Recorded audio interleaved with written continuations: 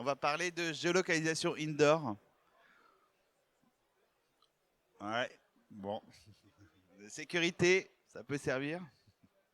Ok. Il faut y aller là ou pas? On y va. On va discuter ensemble. Et bonjour, donc bonjour à tous. Ah bon, d'accord, ok, pardon. Bonjour à tous. Nous sommes la société R&D, la société Horizon, qui travaillons ensemble sur une solution de géolocalisation indoor pour améliorer la sécurité et la sûreté des personnes dans des endroits, milieux dangereux. Et on va vous parler d'un cas très pratique puisque nous avons un contrat avec le groupe Eiffage sur ce que nous avons fait sur les chantiers du Grand Paris, qui peut être un exemple très concret par rapport à l'ensemble de vos cas pratiques. Donc en gros, on veut répondre à deux questions. D'abord, c'est comment faciliter le travail des collaborateurs et gagner en efficience dans des environnements complexes. Et ensuite, comment mieux gérer un incident lorsqu'on est dans un endroit dangereux, ou en tout cas seul ou complexe. Alors ce que je vous propose maintenant, c'est on va vous montrer juste une petite vidéo de quelques secondes qui vous montre très concrètement ce qu'on a fait au Grand Paris. Alors, évidemment, il n'y a pas le son, hein, donc je vais le commenter. Donc là, on est sur le chantier de la gare de Villiers-le-Bel, dans le Grand Paris. L'opérateur s'équipe avec l'ensemble de ses EPI. Il prend ses chaussures de sécurité, son casque, ses lunettes, évidemment, ses gants. Et en plus, il prend la fameuse petite carte Arenzi, qui est un badge et qui permet de pouvoir géolocaliser la personne dans ces endroits dangereux. Ensuite, comment ça fonctionne? Eh bien, vous allez voir tout de suite, dans le tunnel, donc dans l'endroit dangereux, on va mettre en place des... Alors, ça c'est moi qui parle. Vous allez voir, des petites ancres, comme ça, sur l'ensemble de la zone. Ces ancres vont servir de relais de réseau, on appelle ça des ancres. Et ces ancres vont communiquer avec le fameux badge que vous avez vu mettre dans la poche.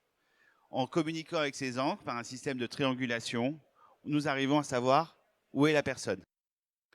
Donc, la caractéristique de notre solution, elle est assez marquante, puisqu'on cherche à avoir le meilleur rapport entre la simplicité, pas de câble, pas de travaux, on pose des ancres, et la performance, puisqu'on arrive à peu près à avoir des géolocalisations de 2, 4 mètres, 5 mètres, suivant ce que vous voulez. On va plus ou moins densifier le réseau. Tout ça se fait d'une manière très simple parce que l'installation est ultra rapide, puisque sur ce chantier-là que vous avez vu, en l'espace d'une journée, nous avons mis en place ce réseau sur l'ensemble du site. L'idée est de pouvoir vraiment proposer une solution à la fois simple et performante et à un coût réduit malgré la performance. Donc, qu'est-ce qu'on géolocalise dans ce genre de projet? On géolocalise évidemment la personne. Ça va servir à pouvoir être interfacé après avec les pompiers. S'il y a le moindre problème, hop, on sait exactement où est la personne. Donc, l'activité secours est nettement facilitée.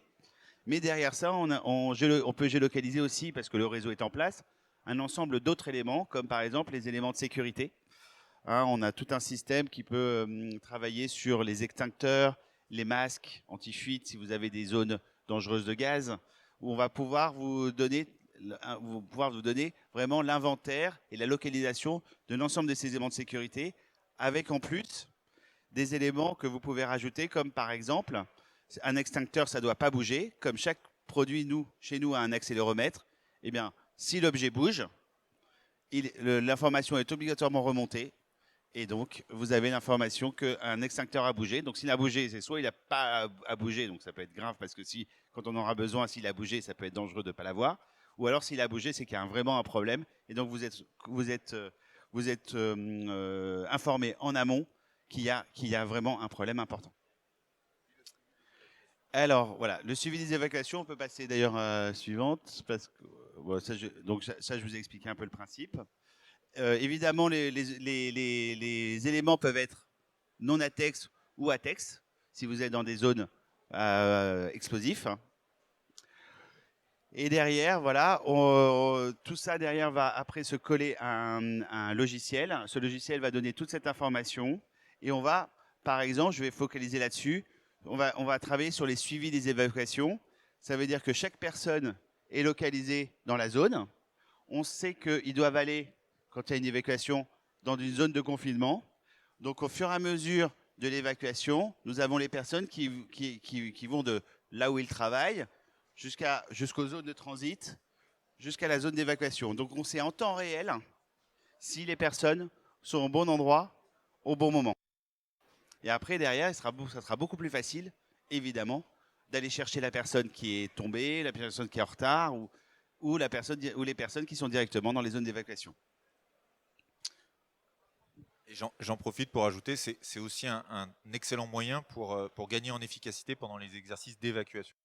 Dans les exercices, puisqu'on on établit les rapports d'exercice en un instant, et donc on essaye d'éviter autant que possible les vrais incidents, mais on essaye aussi de gagner en productivité sur la partie exercice et efficacité des exercices.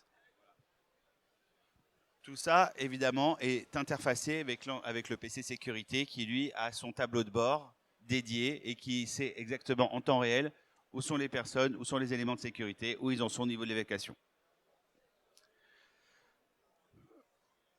Après, derrière, bah, comme vous pouvez imaginer, à partir du moment où on a l'information de où sont les personnes dans ces zones dangereuses, et bien derrière, on peut faire évidemment tous les tableaux de bord que vous voulez, notamment un tableau de bord qui plaît beaucoup, c'est le comptage.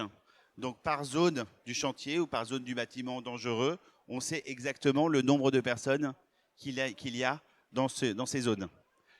Sachant que après derrière, on a les listes et on peut après cliquer sur n'importe quelle personne ou n'importe quel élément pour savoir exactement où il est, à 2-4 mètres près. Donc ça c'est la version la plus sécuritaire qui va être utile dans des environnements Céveso. Mais le système est complètement configurable pour pouvoir préserver l'anonymité des personnels. Et on a des cas d'usage où les gens nous ont demandé simplement de localiser de compter quelles sont les entreprises par entreprise, combien il y a de personnes, sans pouvoir les identifier nominalement. Donc on est capable aussi d'adapter le niveau de traçabilité. Est-ce qu'on garde des historiques de données ou est-ce qu'on n'est que en temps réel? Est-ce que on est capable de libérer l'identification d'une personne seulement en cas d'alerte? Tout ça, c'est des choses qui sont configurables dans le logiciel en fonction du dialogue social que vous avez mis en place dans votre entreprise et du consensus qui a été accepté pour être compatible avec une RGPD bien comprise. C'est un système qui va aussi pouvoir être utilisé en multi-site. Donc avec avec cette application qui peut être déployée sur site et de manière complètement indépendante, mais elle peut aussi être mutualisée à travers toutes les usines d'une entreprise, pouvoir construire des statistiques de, de visite sur un territoire beaucoup plus large qu'une seule usine. On a bien sûr des historiques de déplacement qui peuvent s'appliquer à des personnes, mais aussi à du matériel, des véhicules et des choses comme ça. Et voilà, donc aujourd'hui on travaille avec pas mal de grands comptes de l'industrie française, dans le domaine de la construction, de la mobilité, de l'électronique, mais aussi de la défense et de la mécanique.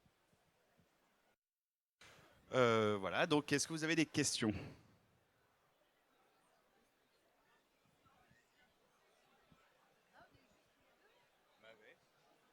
La sécurité intéresse finalement pas grand monde.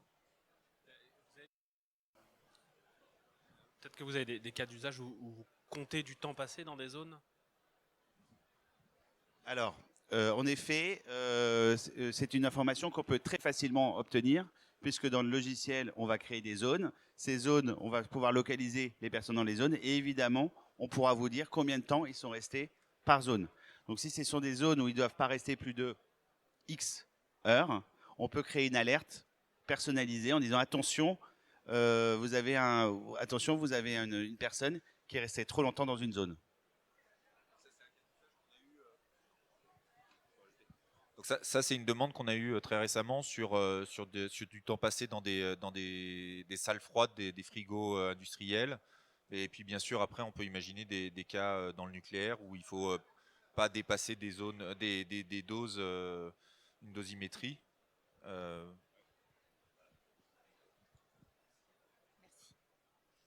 Vous parlez de gestion multisite. Vous pouvez gérer combien de sites avec la même application? Illimité? Ah, c'est pas mal.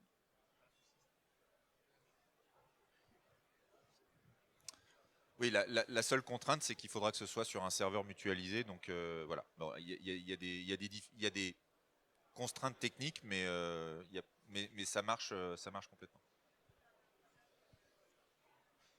Non, c'est bon? Alors évidemment, vous pouvez vous imaginer que là, on parle de sécurité, mais on peut très bien parler de gestion des objets dans une industrie et grâce à ça, améliorer l'excellence opérationnelle, puisqu'on va pouvoir aider à maîtriser les flux. Et d'ailleurs, on en parle demain à 11 h, ici même. Vous pouvez venir visiter notre stand qui est juste de l'autre côté de la cloison. Voilà. En E14.